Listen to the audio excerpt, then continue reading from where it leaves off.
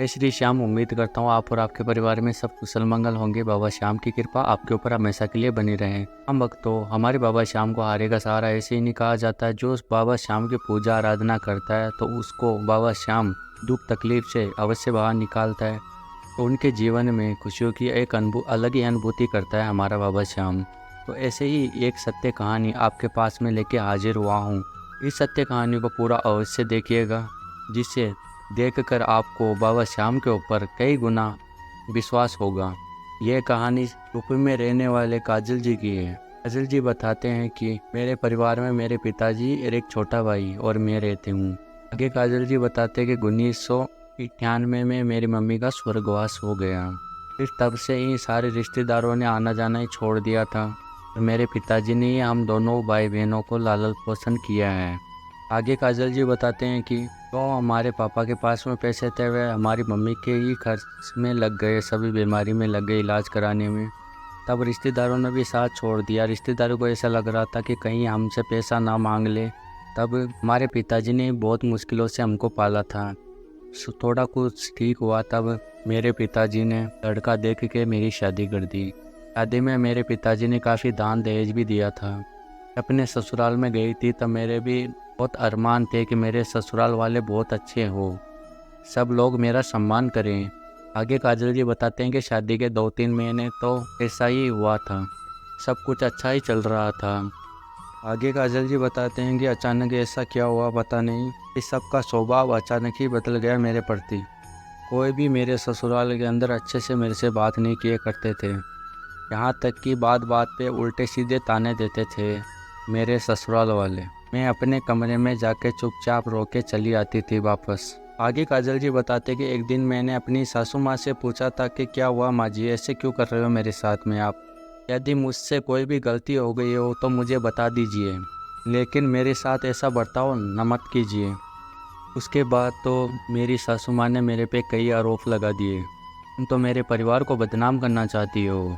आगे काजल जी बताते कि शाम के समय जब मेरे पति घर पे आए तब मेरी सासू माँ ने भी मेरे पति के कानों में ऐसे उल्टे सीधे बातें बोली।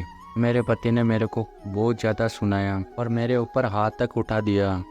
आगे काजल जी बताते हैं कि मेरे पति ने बोला कि तू मेरी माँ से जुबान लड़ाती हो, तेरी इतनी औकात कैसे हुई। उस दिन उन्होंने मेरे से कोई बात नहीं की। मैं पूरी रात रोती रही, मेरी सुनने वाला कोई भी नहीं था।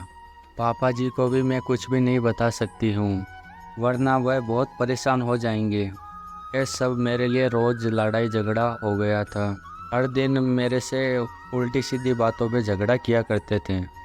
आगे काजल जी बताते हैं कि मेरे पति तो कई बार मेरे पे हाथ भी उठा चुके थे। एक बार मेरे पति ने मेरे को खूब ज़्यादा मारा था और मेरे को घर से बाहर निकाल दिया और बोले कि तुम मर जाओ तो ज़्यादा अच्छा है। उस दिन से जैसे मेरी जीने की इच्छा ही ख़त्म हो चुकी थी। बस ऐसे ही लगता था कि ऐसे जीने से तो अच्छा है कि मैं मर जाऊं। आत्महत्या इसलिए भी नहीं कर सकती थी कि मैंने ये सब कुछ किया तो मेरे पिताजी को भी लोग बातें सुनाएंगे, खूब ज़्यादा टॉर्चर करेंगे। अब करूँ तो क्या करूँ? केवल रो रो के अपने गम को हल्का किया करती थी। तब मैंने सोच लिया था कि यही मेरी किस्मत में है, अब तो मेरे ठाकुर जी की कृपा मेरे पे अवश्य होगी, अभी तो मेरे ऊपर से संकट के बादल हटेंगे। एक दिन मैं बाबा श्याम के मंदिर में गई हुई थी और वहाँ पे जाके मैं काफ़ी देर तक बैठी रही। मन ही मन उनसे बातें करते करते मैं रोने लगी। जैसे ही मैं खड़ी हुई तो वहाँ पे एक महात्मा मेरे पास में आए हुआ केसरिया वस्त्र धारण किए हुए थे और बोले कि बेटी, तुम जो प्रसाद लेके आए हो वो मुझको खिला दो, मुझे भूख लगी है। तब मैंने उनको प्रसाद दे दिया। फिर उन्होंने बोला कि तुम श्याम बाबा की पूजा किया करो, श्याम बाबा ही है जो तुम्हारी ज़िंदगी को एक अच्छी मोड़ पे लेके आ सकते हैं, तो उनका नाम जप करते रिया करो और साथ ही श्याम मंत्र का उच्चारण किया करो, तब तुम्हारे सारे दुख दूर हो जाएंगे। यह बोलकर वह उस मंदिर से बाहर चले गए।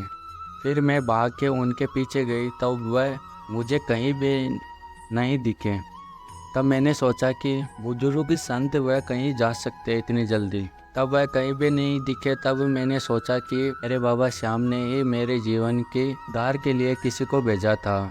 फिर मैं उसी समय से ही बाबा श्याम के जयकारे लगाने लगी। घर पे आने के बाद वही गाली गलौच और मारपीट होती रही। पर मेरे पास एक शाम नाम की ताकत आ चुकी थी। मैंने किसी से कुछ भी नहीं कहा और ना किसी से कुछ बोलती थी और ना ही मैं अब रोती थी। निरंतर बाबा श्याम का नाम जप किया करती थी। करीब 2 महीने के बाद में बाबा श्याम के मेरे को सपने में दर्शन हुए। वह मेरे पास आए और मेरे सर के ऊपर उन्होंने हाथ रख के बोले, मैं हूँ ना तुम्हारे साथ, जल्दी ही तुम्हारा सुख का समय शुरू होने वाला है, अपने पति के साथ मंदिर ज़रूर जाना। फिर मेरी नींद खुल गई। मैं बाबा श्याम को याद करके 2-3 घंटे तक रोती रही। फिर मुझे नींद नहीं आई। फिर मैं श्याम मंत्र का जप करने लगी। उस दिन के बाद में अचानक से उनके स्वभाव में परिवर्तन आना शुरू हो गया। पहले तो मुझको आश्चर्य हुआ, फिर बाबा श्याम की बात मुझको याद आ गई। उसके बाद से 1 महीने के बाद में ये मेरे पूरे घर वालों का माहौल पूरी तरह से बदल गया। एक दिन मेरे पति बोलने लगे कि चलो बाहर कहीं घूम के आते हैं। उस दिन उन्होंने छुट्टी ले रखी थी। पूरे दिन हम बाहर ही घूमते रहे। फिर बाहर ही हम लोगों ने खाना खाया। मैं समझ गई कि श्याम नाम ने चमत्कार कर दिया मेरे जीवन में।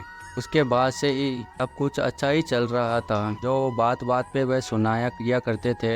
मेरी सासू माँ मेरे को बेटी बेटी करके बोला करती थी। हर बात पर मेरी साइड किया करती थी। एक दिन मैं अपनी सासू माँ को बोला कि मैं खाटू धाम जाना चाहती हूँ। तब वह बोली कि ठीक है, हम सब भी साथ में चलेंगे। फिर हम लोग सभी खाटू धाम के लिए चले गए। जैसे ही मैं लाइन में लगी बाबा के दर्शन करने के लिए, वैसे ही मेरी आंखों से आंसू रुकने का नाम ही नहीं ले रहे थे। हमने बाबा श्याम के दर्शन किए। फिर हम लोग घर को आ गए। हम हर महीने खाटू धाम जाते हैं। अब उसी दिन से मेरे जीवन में कोई भी दुख नहीं रहा तो केवल श्याम नाम। मेरे बाबा ने मेरे जीवन में श्याम नाम से कुछ ऐसा चमत्कार करके दिखाया है कि आज मैं अपना अनुभव सभी श्याम भक्तों के साथ में शेयर कर रही हूँ। मैंने आपके चैनल के सारे वीडियो देखे हैं। मेरे को बहुत अच्छा लगता है, इसलिए मैंने अपना अनुभव इस चैनल के ऊपर दिया है। सभी श्याम भक्तों से कहना चाहती हूँ कि निरंतर बाबा श्याम के नाम का जप करते रहिए। आपके जीवन में कितना भी दुख तकलीफ है वो बाबा श्याम स्वतः ही समाप्त करेंगे। तो आपकी सभी मनोकामनाओं का बाबा श्याम अवश्य पूरी करेंगे। तो श्याम भक्तों, ये सत्य कहानी आपको पसंद आई है, ये बाबा श्याम की महिमा आपको पसंद आई है, तो वीडियो को लाइक करके, चैनल को नए हो तो सब्सक्राइब करके फिर भी श्याम भक्तों के साथ में इसको शेयर करना बाबा श्याम की महिमा को। मिलते हैं अगली वीडियो में, तब तक के लिए जय श्री श्याम। मेरा हाथ जोड़ के सभी श्याम भक्तों